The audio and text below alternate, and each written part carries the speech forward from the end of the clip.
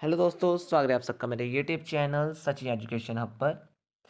दोस्तों, आज की जो मार्केट प्लेस है उसमें जो हमारा मार्केट का किंग दैट इज़ कस्टमर, उसके साथ भी बहुत सी अनएथिकल प्रैक्टिसेस हो रही हैं। आज हम उन्हीं अनएथिकल मार्केट प्रैक्टिसेस के बारे में समझेंगे कि ऐसी कौन सी अनएथिकल प्रैक्टिसेस हैं जो मार्केटिंग के अंदर कस्टमर के साथ ज़्यादातर हो रही हैं। अनएथिकल इश्यूज़ क्या क्या जो हैं जो कस्टमर फेस कर रहा है, उसके बारे में आज हम डिस्कस करेंगे। तो वन बाय वन हम रियल मार्केट एग्जांपल से लेंगे कि ऐसे कौन कौन से जो इश्यूज हैं वो कस्टमर को फेस करने पड़ रहे हैं, उसके बारे में आज हम डिस्कस कर रहे हैं। तो सबसे पहला पॉइंट आपके सामने है फॉल्स एडवर्टाइजिंग। फॉल्स एडवर्टाइजिंग ये बहुत ज़्यादा फेमिलियर ऐसा अनएथिकल प्रैक्टिसेस है जो कस्टमर के साथ सबसे पहले नंबर पे किया जाता है। क्या सर?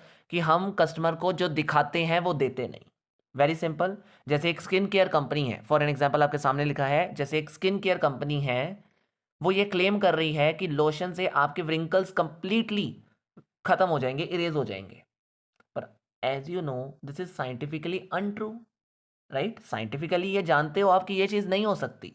तो ऑफ कोर्स ये चीज़ अगर साइंटिफिकली प्रूव है तो आप अपनी एडवर्टीजमेंट ये दिखाकर लोगों को खींच रहे हो कि हम ऐसा कर सकते हैं। हम साइंटिफिक चीज़ों को मतलब हम साइंटिफिकली ये काम कर रहे हैं, हमारी चीज़ें ऐसा काम करके आपकी चीज़ों को साफ कर सकती है, आपके व्रिंकल्स को साफ कर सकती है। क्या ये साइंटिफिकली पॉसिबल है?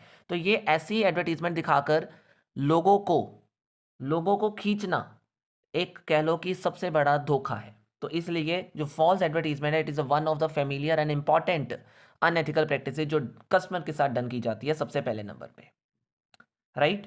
सेकंड आता है बेट एंड स्विच। ये क्या है मतलब सर इसका? बेट एंड स्विच का मतलब है कि कस्टमर को बस एक बार शॉप में ले आओ, बाकी काम हमारा। आई होप आप समझ गए होंगे क्या मतलब है। कि एक बार कस्टमर को बस अपनी शॉप में खींचना है, उसके बाद बस कस्टमर मैं और मेरे कस्टमर बस, राइट? तो वही चीज़ है, attracting the customer with appealing offer.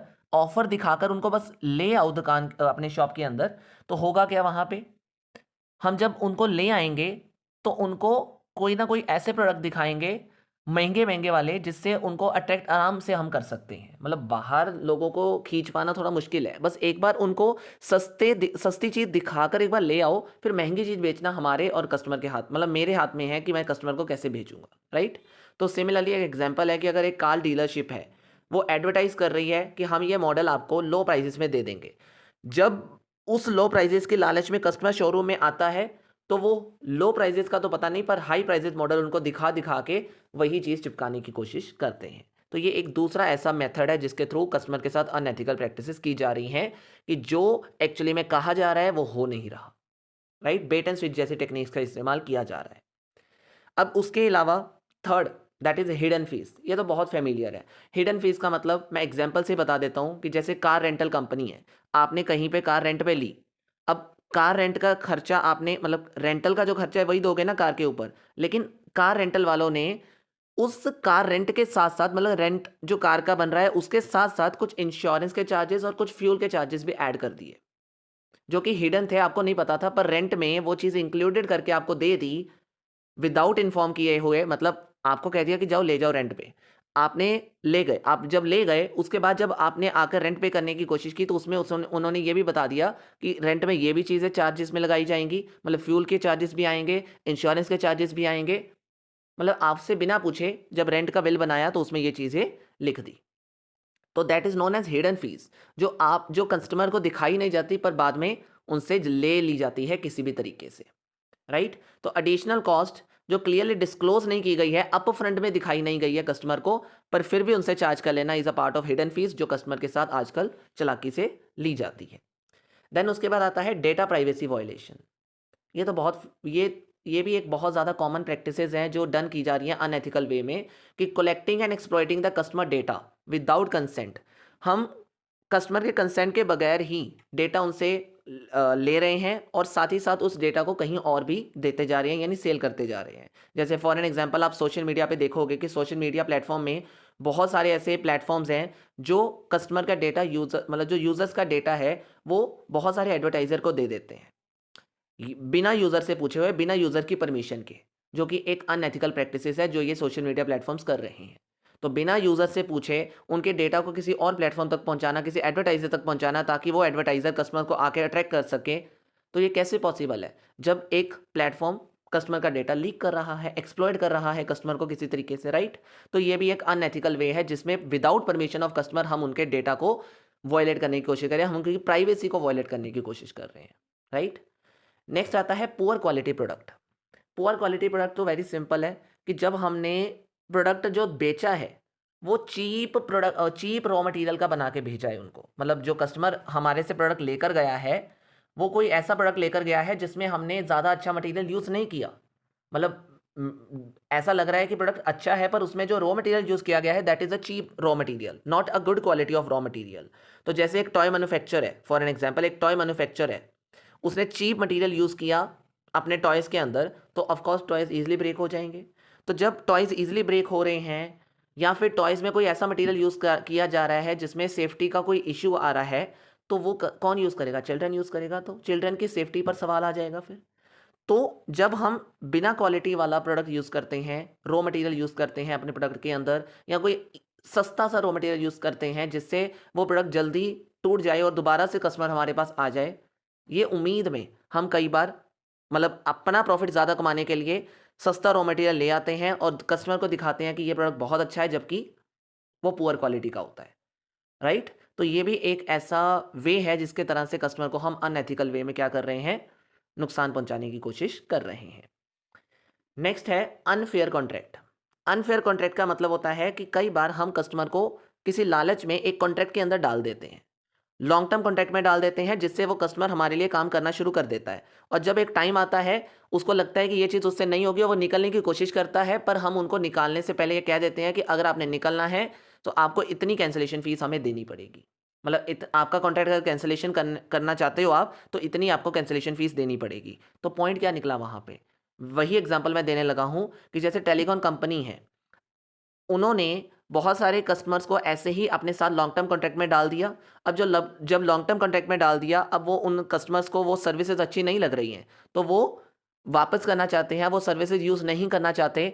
तो ऑब्वियस सी बात है, जो टेलीकॉम कंपनीज़ है वो उनको क्या कह रही हैं, अगर आप ये कॉन्ट्रैक्ट तोड़ना चाहते हो हमसे तो आपको ह्यूज कैंसिलेशन फीस वापस मतलब हमें पे करनी पड़ेगी, तब जाके ये कॉन्ट्रैक्ट आपका ख़त्म हो पाएगा। और अगर आप ऐसा नहीं करते तो ऑफकोर्स आपको जो लॉ केसेस हैं उससे गुजरना पड़ सकता है, यानी लॉ सूट्स आपके ऊपर किए जा सकते हैं। तो ऐसी चीज़ों से कस्टमर को क्या क्या किया जाता है, एक तरीके से भड़काया जाता है। तो ये चीज़ बहुत गलत है, अनएथिकल वे में कस्टमर के साथ हम लिंक बना रहे हैं, यानी अनफेयर कॉन्ट्रैक्ट करके उसको फंसाने की कोशिश की जा रही है, ताकि वो हमारे कॉन्ट्रैक्ट के साथ जुड़ा भी रहे, और अगर वो निकलता है तो उसको लार्ज फीस लगाकर निकाला जाए, ताकि वो कस्टमर्स अपने सारे पैसे हमें ही दे दे।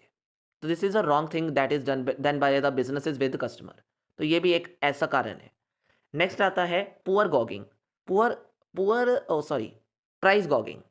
प्राइस गॉगिंग का मतलब है कि जब पता है कि अभी एक चीज़ की डिमांड बहुत ज़्यादा बढ़ रही है, तो उसकी कई बार ना जो शॉपकीपर्स होते हैं वो, जैसे अब प्याज का दाम होता है, कई बार आपको पता है कि प्याज को स्टोर करके रख लो, तो मतलब अभी प्याज का दाम बहुत कम चल रहा है, तो कुछ लोग क्या करते हैं उसको बल्क में लेकर स्टोर में रख लेते हैं अपने, कि उसको जब हाई प्राइसेस होंगे तब बेचेंगे। तो वही चीज़ हो गई ना कि एक्सप्लॉइटिंग द इमरजेंसीज, मतलब इमरजेंसीज का फ़ायदा उठाना। अब जब कोविड-19 आया था तब बहुत से लोगों ने मतलब बहुत से जो मेडिसिन्स वाले थे या बहुत सी ऐसी चीज़ें थी जो कह लो कि बहुत सस्ती मिलती थी, पर उस केस में बहुत महंगी मिल रही थी आपको। जैसे कि कोई नेचुरल डिज़ास्टर आ जाता है, उस केस में आपको पता है कि बहुत सी ऐसी चीज़ों की ज़रूरत पड़ती है, जैसे वाटर की कमी हो गई तो वाटर की जो बॉटल है वो बहुत महंगी कर दी गई। तो ये जो सेलर्स हैं ये क्या कर रहे हैं, दैट इज़ ये कस्टमर का फ़ायदा उठा रहे हैं उस सिचुएशंस में जहाँ पे बहुत ज़्यादा कह लो कि इमरजेंसी वाली सिचुएशंस बनी हुई हैं, जहाँ पे पता है कि शॉर्टेजेस आ गई हुई हैं, लोगों को ज़रूरत ज़्यादा है, डिमांड ज़्यादा है, तो वो उस चीज़ का फ़ायदा उठाते हैं। वहाँ पे उस चीज़ का फ़ायदा उठाया जाता है, और फ़ायदे में फंसता कौन है हमारा, फ़ायदे में जो ढह जाता है वो कौन है, हमारा कस्टमर, राइट। तो उसको नुकसान होता है। नेक्स्ट आता है डिसेप्टिव पैकेजिंग। डिसेप्टिव पैकेजिंग का मतलब क्या है, कस्टमर को मिसलीड करना एक अट्रैक्टिव पैकेजिंग दिखाकर, बल्कि उसके अंदर जो मटेरियल है वो अच्छा नहीं है। मतलब कस्टमर को पैकेजिंग दिखाकर अट्रैक्ट कर लेना, पर जो उसके अंदर एक्चुअल मटेरियल है वो अच्छा है ही नहीं, ना वो उतना गिवन है। मतलब जैसे दिखाया कि ये पता नहीं कितना बड़ा हम देखते हैं ना जो लेस के पैकेट्स होते हैं वो कैसे भरे होते हैं, ऐसा लगता है कि पता नहीं उसमें कितने लेस होंगे, लेकिन जब हम खोलते हैं तो there are few 8 to 10 less.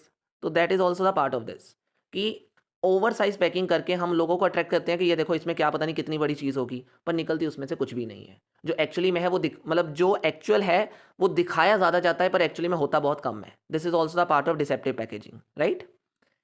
Next आता है एंड लास्ट आता है डिस्क्रिमिनेटिंग प्रैक्टिसेस। डिस्क्रिमिनेटिंग प्रैक्टिसेस का मतलब है कि कस्टमर को अनफेयर तरीके से ट्रीट करना, यानी उनकी रेस, कास्ट या जेंडर बेसिस पे उनको जज करना। जैसे एक नाइट क्लब की बात ले लो कि नाइट क्लब में एक पर्सन है जो एंट्रेंस दे रहा है और उसने सभी लोगों को एंट्रेंस दी हुई है, लेकिन कुछ लोग जो उसको अच्छे नहीं लग रहे हैं या जिनकी अपीयरेंस अच्छी नहीं लग रही है, उन लोगों को वो एंटर नहीं कर रहा है। तो वहाँ पे क्या कर रहा है, वो स्पेसिफिक कस्टमर के साथ डिस्क्रिमिनेट कर रहा है, यानी डिस्क्रिमिनेशन जैसे मतलब इन शॉर्ट भेदभाव कर रहा है, बायसनेस कर रहा है, जो कि एक कस्टमर के पॉइंट ऑफ व्यू से अनएथिकल प्रैक्टिसेस मानी जाती है, राइट।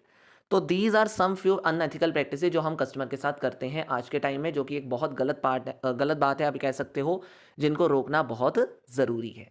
और इन्हीं में से कुछ रियल एग्जांपल्स आपके सामने हैं कि फार्गो एक अमेरिकन कंपनी है जिसको फाइन लगाया गया था for creating a million of unauthorised bank and credit card account.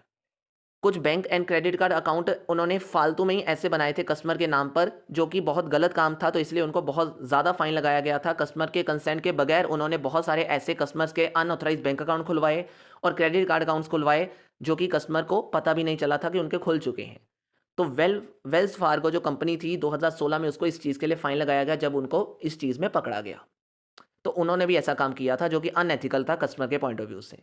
And Volkswagen, as you know very well, ये जो कार है, मतलब कंपनी, कार की कंपनी है, उसने अपने कार के अंदर कुछ इलीगल सॉफ्टवेयर लगा दिए। जो डीजल कार के अंदर था उन्होंने इलीगल सॉफ्टवेयर लगा दिए to cheat the emission test, कि जो इन्वायरमेंट, देखिए हर कार को ना अपने इन्वायरमेंटल टेस्ट से निकलना पड़ता है, तो उससे बचने के लिए उन्होंने कुछ ऐसे इलीगल सॉफ्टवेयर का इस्तेमाल किया जिसमें वो एमिशन टेस्ट में पास हो जाए और उनकी कार आगे यूज़ हो जाए। तो उन्होंने ऐसे डीजल कार्स में इलीगल सॉफ्टवेयर का इस्तेमाल करके इन्वायरमेंट टेस्ट को पास करने की कोशिश की, जिसमें बाद में उनको पकड़ा गया और ये पता लगाया गया कि उन्होंने कस्टमर को जानबूझकर उस चीज़ को देने की कोशिश की जिससे उनको हार्म भी कभी पहुंच सकता है, जो कि अनएथिकल है on the part of customer, right. तो ये कुछ एग्जाम्पल्स भी आपको काम हेल्प करेंगे अपने आंसर्स में लिखने में, ठीक है जी। तो these are all about for unethical practices of the customers. I hope आपको ये क्वेश्चन अच्छे से समझ आ गया होगा। अगर आ गया है ये क्वेश्चन अच्छे से समझ, तो जल्दी से लाइक, शेयर एंड सब्सक्राइब करिए हमारे चैनल को, और रेगुलर अपडेट्स के लिए बेल आइकन ज़रूर दबा दीजिएगा। और कोई भी नोट्स चाहिए टेलीग्राम चैनल पे अवेलेबल हैं, लिंक आपको उस चैनल का वीडियो डिस्क्रिप्शन में गिवन है। Thank you so much, have a nice day.